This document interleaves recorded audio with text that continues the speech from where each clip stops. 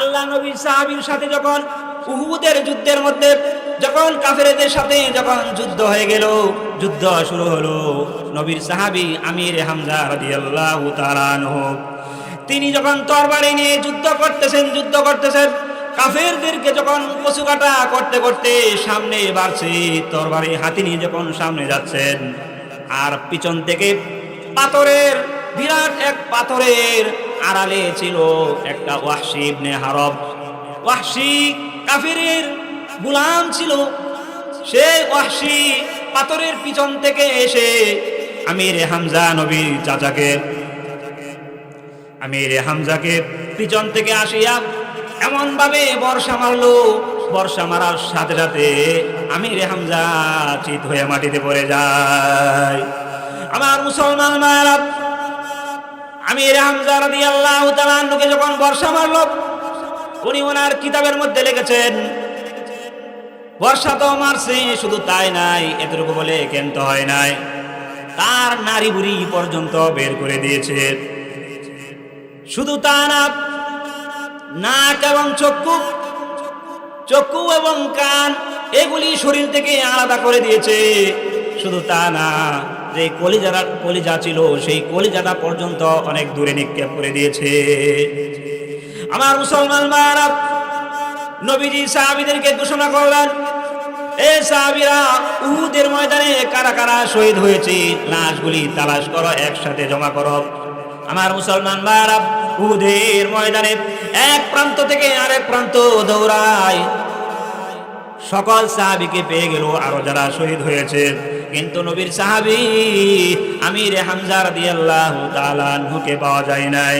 নবীজি ডেকে ডেকে বলে, সাহাবীরা রে, আমার আমির হামজা কোথায়, আমার চাচা কোথায়? নবীজি খুঁজেন, তালাশ করেন, সাহাবী নাই, আমির হামজার লাশ খুঁজে পাওয়া যায় না। হঠাৎ করে দেখে দূরে আমির হামজার লাশ দেখা যায়। একজন সাহাবী খবর দিল, বিশ্বনবী রাহমাতুল আলামিন সাহাবীর কাছে দৌড়ে চলে গেল। আমির হামজার কাছে যখন চলে যায়, যা দেখে আমির হামজার কলিজাটা অনেক দূরে, তার নারী বুড়ি বের হয়ে গেছে। কেমন দেখা যায়, নবীজির চোখের পানি। আমার মুসলমান ভাইরা, আমার নবীজি বলেন, মান ক্বারা হারফাম মিন কিতাবিল্লাহ ফালাহু হাসানাতুন ওয়াল হাসানাতু বিআশরি আমসালিহা। নবীজি বলেন, ও আমার উম্মত, ভালো করে শুনে নাও, যদি কোনো বান্দা বান্দি কোরআনের একটা হরফ পাঠ করে, আল্লাহ তাআলা তাকে একটা নেকি দিয়ে দেয়, আর এই এক নেকিকে আল্লাহ তাআলা 10 নেকি দ্বারা পরিবর্তন করে দেয়। যেরকম সুবহানাল্লাহ। সেই হিসাবে আমরা 700 নেকির মালিক হয়ে গেছি। আলোচনাও শেষ হবে, 10,000 নেকির মালিক আমরা ইনশাআল্লাহ হব। আমি ক্রমে ক্রমে আয়াতগুলি পাঠ করব, আর মাঝে দিয়ে এই যে 3টা পয়েন্ট বলেছি, সেই 3টা পয়েন্টের আলোচনা করব। আমি মাঝে মাঝে প্রশ্ন করব যে আমি কোথায় ছিলাম, দেখব আপনারা কি বলতে পারেন কিনা। অনেক সুন্দর আলোচনা এখানে রয়েছে। যে জান্নাতি ব্যক্তি, আমি সর্বপ্রথম আপনাদের কাছে জান্নাতি ব্যক্তি নিয়ে আলোচনা শুরু করব। রাসূল কারীম সাল্লাল্লাহু আলাইহি সাল্লাম একদিন মসজিদে নববীর মধ্যে বসে রয়েছেন। সাহাবীদেরকে বললেন, এই সাহাবীরা, কিছুক্ষণের ভিতরে একজন জান্নাতি ব্যক্তি প্রবেশ করবে। কি ব্যক্তি বলেন? একজন জান্নাতি ব্যক্তি প্রবেশ করবে। সাহাবীরা তাকায় রয়েছে, এদিক সেদিক তাকাচ্ছে, কেউ তো আসে না। হঠাৎ করে দেখা যায় একজন বৃদ্ধ বয়স্ক একজন চাচা মিয়া আসলো, মসজিদের ভিতরে প্রবেশ করলো। ওনার হাতে ছিল এক জোড়া স্যান্ডেল। হাতে কি? এক জোড়া স্যান্ডেল, জুতা। আর ওনার দাড়ি থেকে টপ টপ করে পানি পড়তেছে। এখন আমি প্রশ্ন করি আপনাদেরকে, দাড়ি থেকে যে পানি পড়ছে, এটা কিসের পানি? বুঝেন নাই? কিসের পানি? হ্যাঁ হ্যাঁ, উজুর পানি। দাড়ি থেকে যে পানিটা পড়ছে, এটা উজুর পানি। তার মানে ওই ব্যক্তি নামাজি ব্যক্তি, ঠিক না? সাহাবীরা চিন্তা করলো, রাসূল সাল্লাল্লাহু আলাইহি সাল্লাম বলছেন একজন জান্নাতি ব্যক্তি প্রবেশ করবে। আনাস ইবনে মালিক রাদিয়াল্লাহু তাআলা আনহু তিনি তাকায় রইলেন, উনার মধ্যে কি জান্নাতের আলামত আছে, নিদর্শন আছে?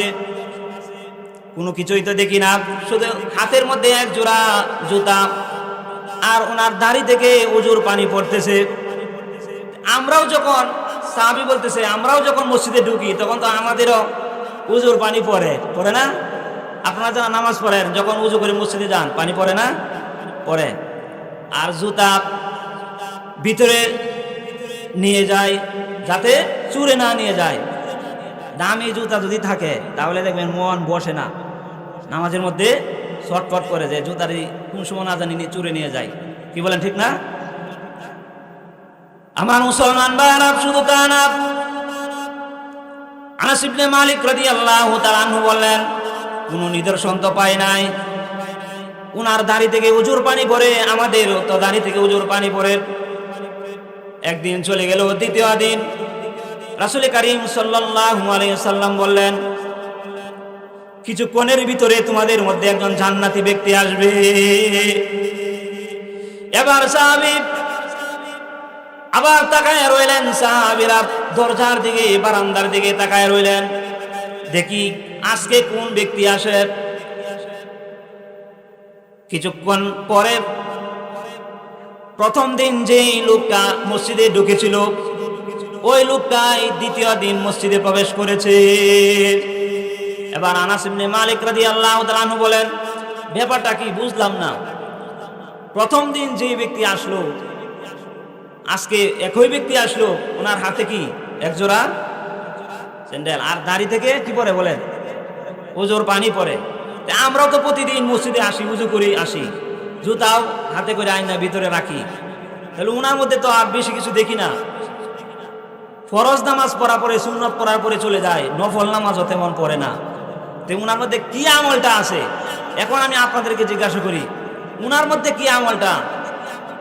এই আমলটা অর্ধেক আমি বলে দেই, সেটা ইয়েস হবে না নো হবে উত্তরটা, ইসবাত হবে না নফি হবে উত্তরটা, হ্যাঁ হবে না না হবে। এমন একটা উত্তর, এমন একটা কথা, এমন একটি আমল যেমনই শুধু না বলছে, সেটা কি বলতে পারবেন? যদি কেউ পারেন তাহলে বলেন। শুধু না বলছে, উনি শুধু না বলে, সেটা কি উত্তর? এটা তালাশ করার জন্য, বের করার জন্য সাহাবীরা আপ্রাণ চেষ্টা করছে, কিন্তু খুঁজে বের করতে পারে নাই। শেষে উনি নিজেই ধরা দিছে। শেষে কি করছে? উনি নিজেই ধরা দিছে। আপনারাও যদি শুধু একটা সিঙ্গেল একটা আমল করতে পারেন, ইনশাল্লাহ জান্নাতে যেতে পারবেন। এই একটা আমল করতে রাজি আছেন তো ইনশাল্লাহ? আমার মুসলমান ভাইরা, আমি আপনাদের সামনে মিশকাত শরীফের একটা হাদিস পাঠ করেছি।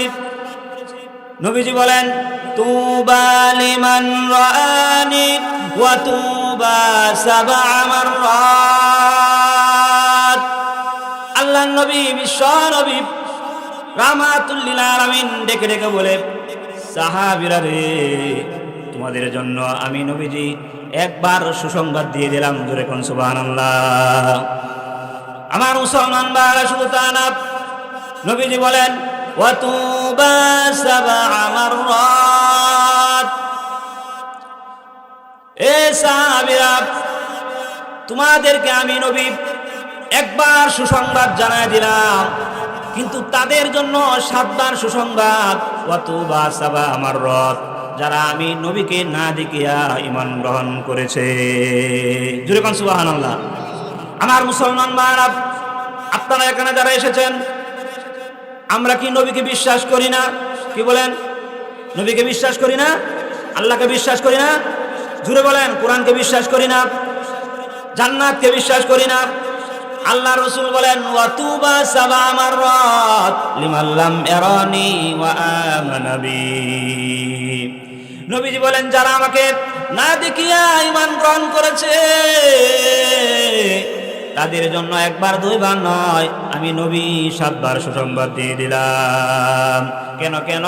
নবীজিকে দেখিয়া সামনে পাইয়া ঈমান আনা একেবারে সহজ, কিন্তু নবীকে না দেখিয়া ঈমান গ্রহণ করাটা অত্যন্ত কঠিন ব্যাপার। যখন ঠিক কিনা আমার মুসলমান ভাইরা, ওই নবীর উম্মতের দল, ও শেষ নবীর উম্মত, এই উম্মতের পরে আর কোন নবী আসবে না, এই উম্মতের পরে আর কোন উম্মত আসবে না, আমরাই হলাম শেষ নবীর উম্মত।